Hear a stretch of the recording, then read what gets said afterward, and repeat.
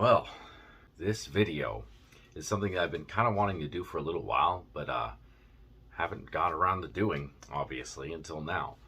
Here in Florida, we have many invasive species, and oftentimes what happens is FWC will pick whatever animal they want to go after because of whatever reason.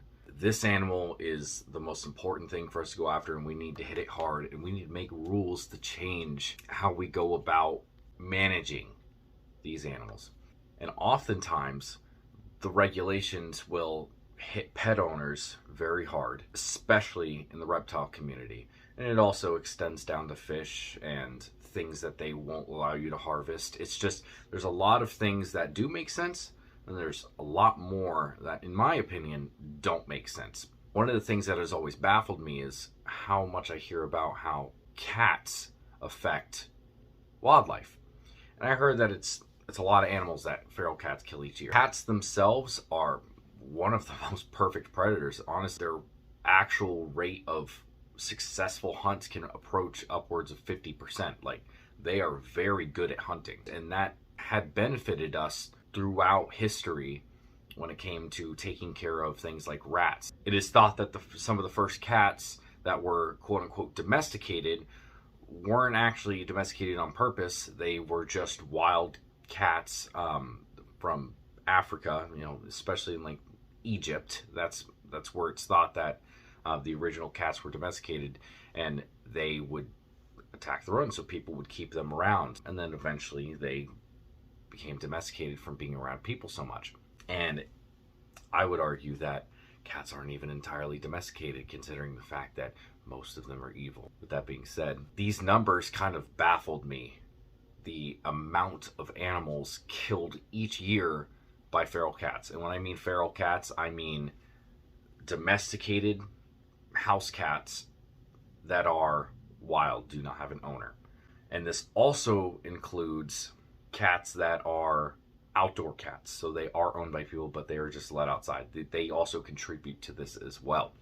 Now, these numbers are on the upper end of the estimates, but they are incredible. So it is estimated that between 60 and 100 million feral cats live in the United States, and upwards of 600 million feral cats around the world. But it is estimated that a cat that spends most of its time outside will kill upwards of 100 animals per year. Now, in the United States, it is estimated that they can kill upwards of 3.2 billion birds and anywhere from 6.3 to 22.3 billion mammals. That is just in the United States.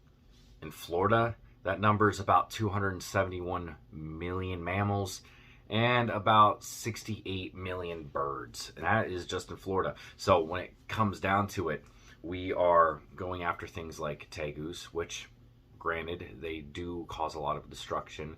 The pythons do cause a lot of destruction, but compared to an animal like a cat, it's not even close. Now, worldwide, these numbers are even more staggering. So it is estimated between mammals, reptiles, amphibians, and birds, cats kill a combined 31.98 billion animals per year.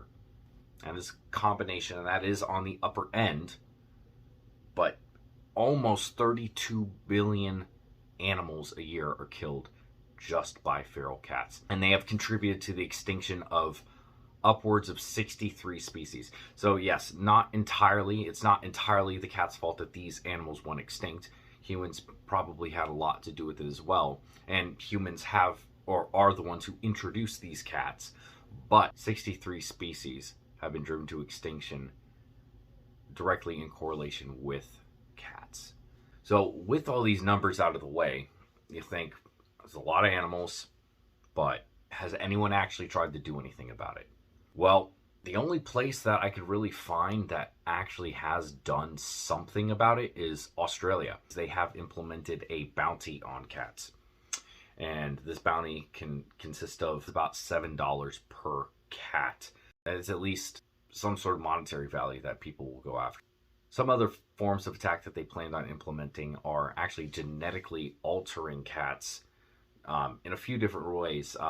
One of the ways they would genetically alter it would be to make them more susceptible to disease. And the problem I think I see with that, if they ended up breeding with like people's pet cats, I mean that's a problem. I don't really see that as being a way to solve it.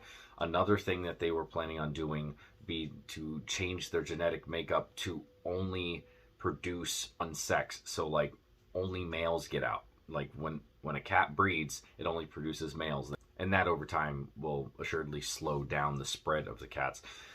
Another thing they planned on doing was releasing sterile cats into the population. So the more sterile cats, the less likely they're going to come across another one that is going to be able to actually breed.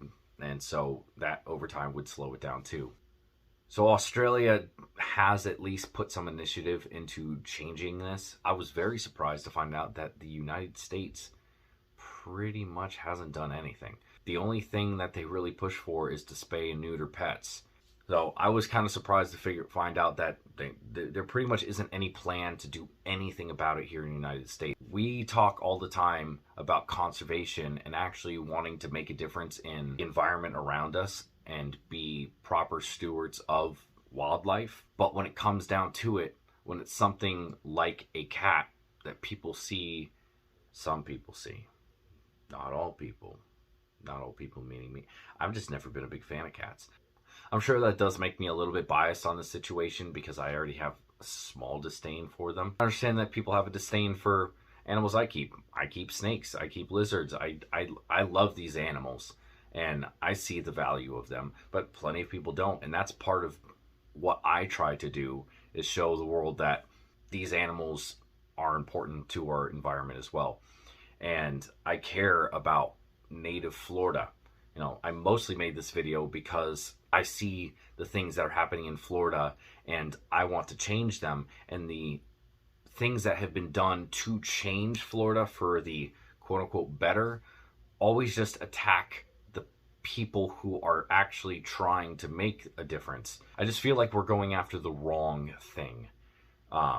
And even if it's not entirely this one thing that would change something, it would be a huge help.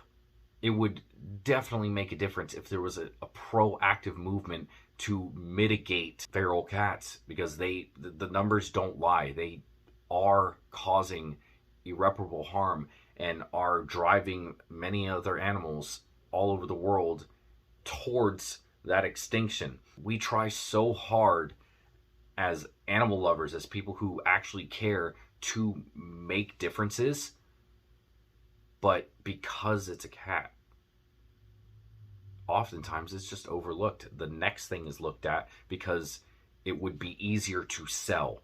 This is not an easy selling point to the public, but it is something that absolutely needs to be done. With all that being said, I don't want to cause direct harm to an animal just because it's something that I don't like. I don't want to cause unnecessary suffering. But if we are going to push so hard to put down all these other animals that the vast majority of society don't like, we also have to look at the things that people do like and see the harm they do cause and actually try to do something about it. But until we actually take something like this seriously, we're just going to keep on trying to ban the next reptile because it can survive in Florida. I mean, that's what it's coming down to, especially here in Florida. It's going to get to a point where if it can survive, it's going to be banned. Cats obviously can survive. They do way more damage than any of these other animals that they're going after. We take care of feral hogs. Hogs are domesticated and were released and now wreak havoc, and we go after them. So what makes cats any different? Thank you for watching my video. If you did watch it in full, like, comment, subscribe. Let me know in the comments what you think. And I'm going to try to do probably one video per week. I might up it to 2 depending on how I'm feeling. But anyway, y'all have a good rest of your day.